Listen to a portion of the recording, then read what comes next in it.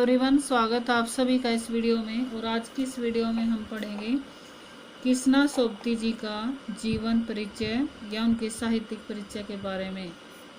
तो चलिए जानते हैं उनके जीवन के बारे में।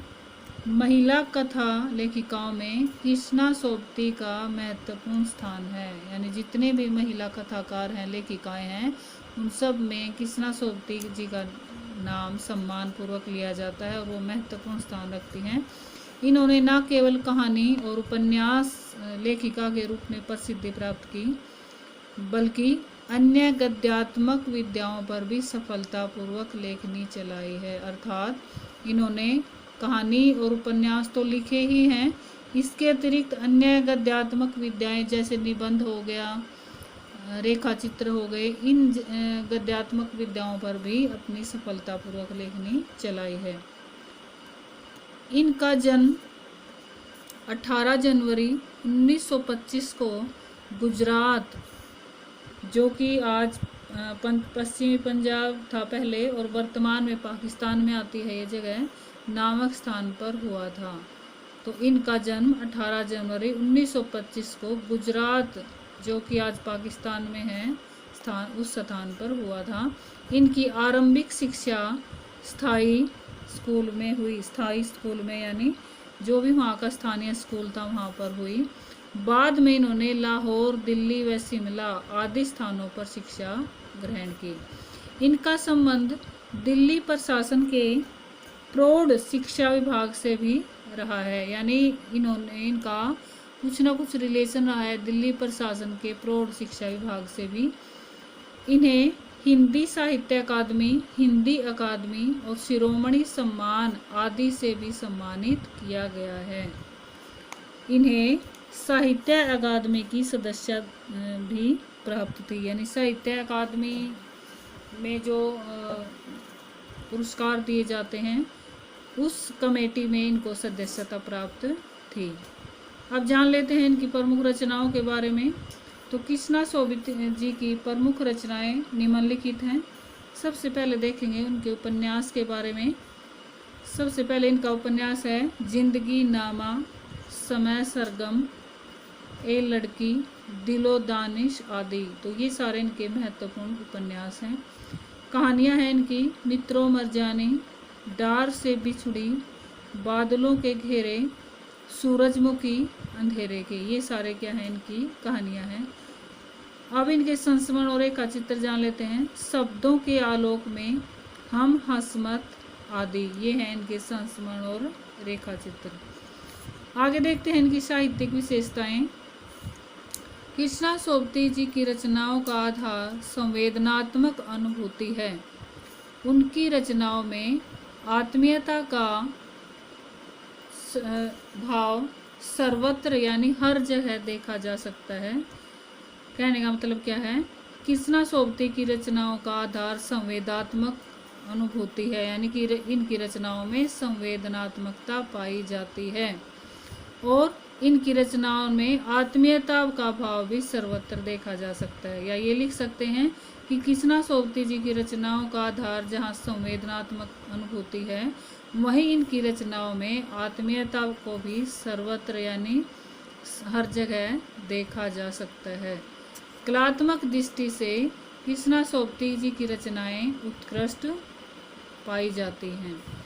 नारी जीवन की परिवर्तित मनोस्थितियों व दमित इच्छाओं को इन्होंने अपनी रचनाओं में अत्यंत उत्साहपूर्वक उद्घाटित किया है। यानी नारी जीवन की जितनी भी बदलती हुई परिस्थितियां हैं, उनकी जो इच्छाओं का, दमित इच्छाओं का जो वर्णन है, इन्होंने अपनी रचनाओं में उत्साहपूर्वक किया है।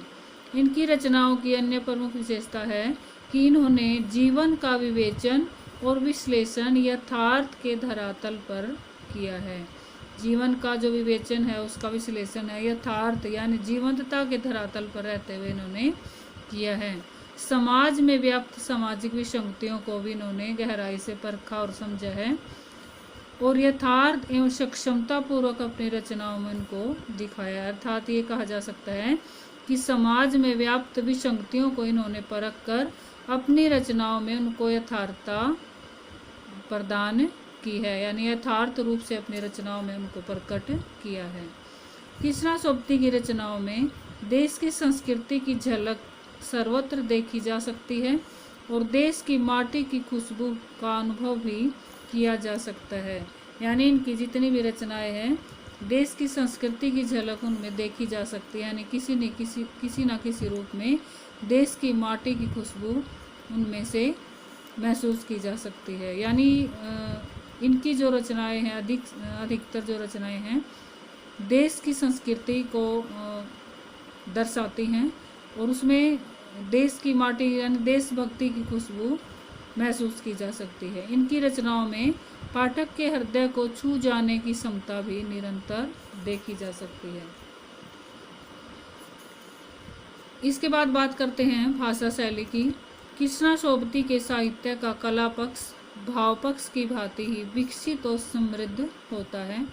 इनकी रचनाओं में अभिव्यक्ति का अनोखा अंदाज देखने को मिलता है। इनकी रचनाओं की भाषा शैली प्रवाहयुक्त और यथार्थवादी है। भाषा की बात करें तो कैसी है?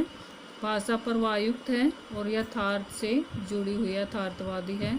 थोड़े शब्दों के माध्यम से पूरे विषय को कह देना इनकी रचनाओं की प्रमुख विशेषता है। यानी इनकी रचनाओं की भाषा की क्या विशेषता है कि ये थोड़े शब्दों में बहुत अधिक वर्णन करती हैं, यानी कुछ थोड़े शब्दों के माध्यम से पूरे विषय का वर्णन कर देती है। ये इनकी भाषा की प्रमुख विशेषता है।